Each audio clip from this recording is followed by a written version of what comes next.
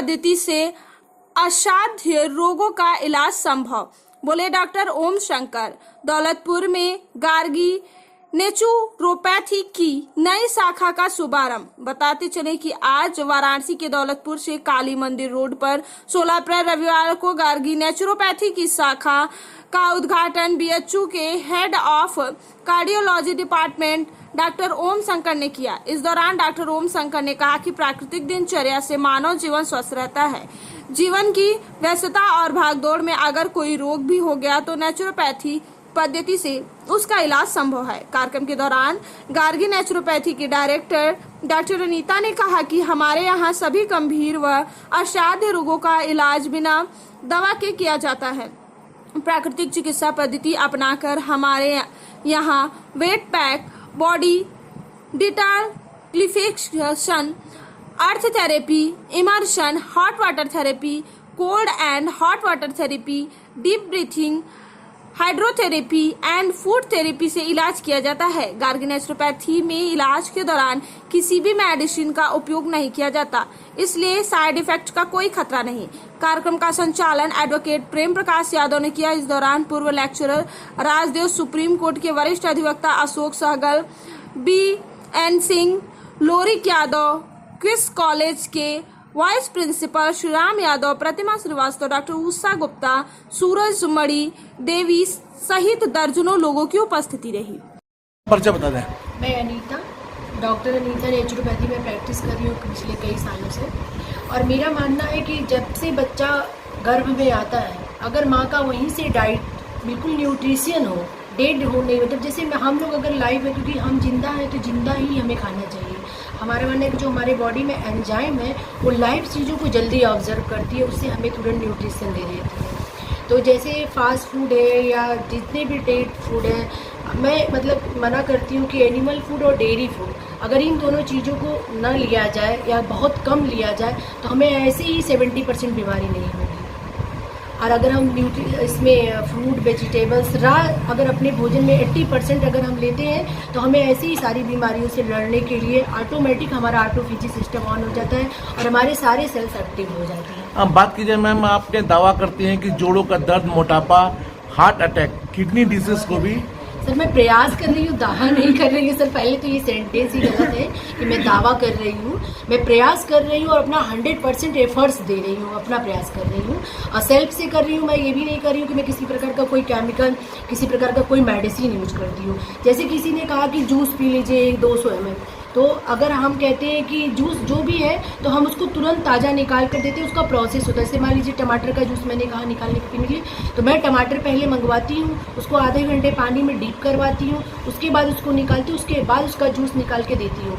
ये मैं नहीं कहती हूँ कि आप जूस निकाल के उसको 2 घंटा पहले रख लीजिए और उसके बाद पीजिए, तो उसका कोई न्यूट्रिशन उसका खत्म हो गया, वो डेड हो जाता है। क्योंकि जो लाइव चीज़ें हैं वो जल्दी ख़राब होती हैं। सबको पता है कि अगर यहाँ पे रख दिया जाए सेब को काट के तो तुरंत काला होने लगता है और ख़राब हो जाता है। इसका मतलब कि उसमें जूस जल्दी उत्पन्न होता है, दिख रहा है, तो वही हमारे बॉडी में अगर जाता है तो वो जल्दी हमें एनर्जी देता है। आज की खान पान और लाइफस्टाइल को देखते हुए मोटापा, दिल, हार्ट की बीमारी और अस्थमा जैसी समस्या, लीवर जैसी परेशानियां आम बात हो गई हैं।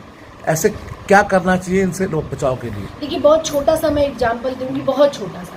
अगर यहीं पे इतने लोग बैठ जाए, यहीं पे एक शेर आके बैठ जाए या एक हाथी आके बैठ जाए, वहाँ पे हरी पत्ती और केले वगैरह रखी, यहाँ पे सारा भोजन रखा हुआ है, कच्चा मांस भी रखा है। लेकिन हम जो शेर रहेगा वो कच्चा मांस उठाएगा और जो हाथी है वही हरी पत्तियाँ वगैरह उठाएगा, केला उठाएगा। लेकिन हम इंसान थोड़ा सा लेंगे, मांस भी ले लेंगे, थोड़ा सा ड्राई फ्रूट भी ले लेंगे, थोड़ा सा फ्रूट भी लेंगे, सब थाली में सजा के खा लेंगे।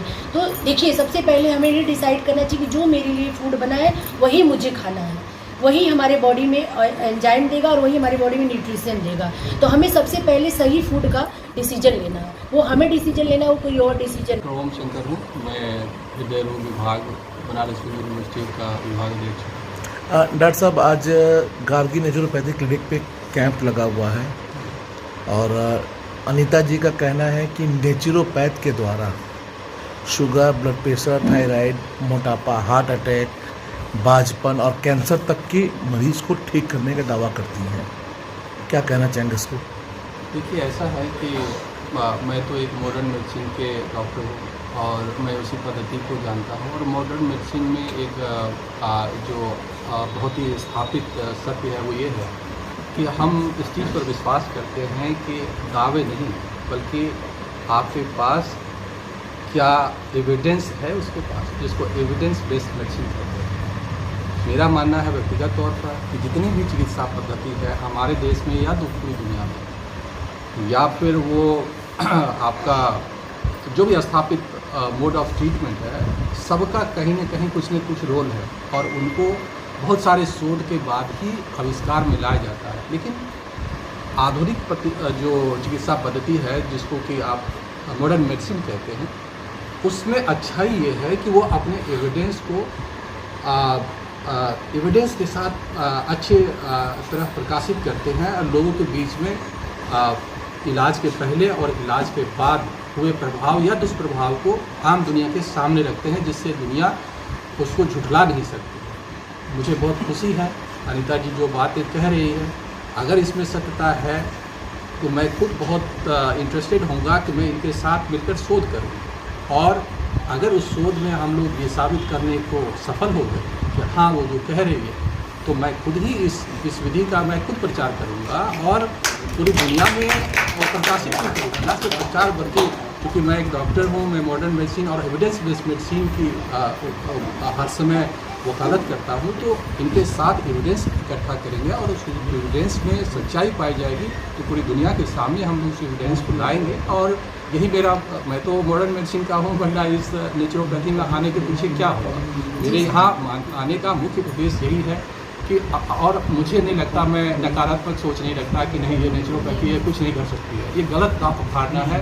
क्योंकि देखिए हर वो मनुष्य, हम और आप जो हैं नेचर की ही उत्पत्ति है। अगर नेचुरल और कोई भी इलाज जो है वो नेचुरल तरीके से अगर वो सार्थक है तो उससे बेहतरीन दुनिया में कोई इलाज हो ही नहीं सकती है। और हर पद्धति जो है उसी में आकर, और आज जो है हम लोग ज़्यादातर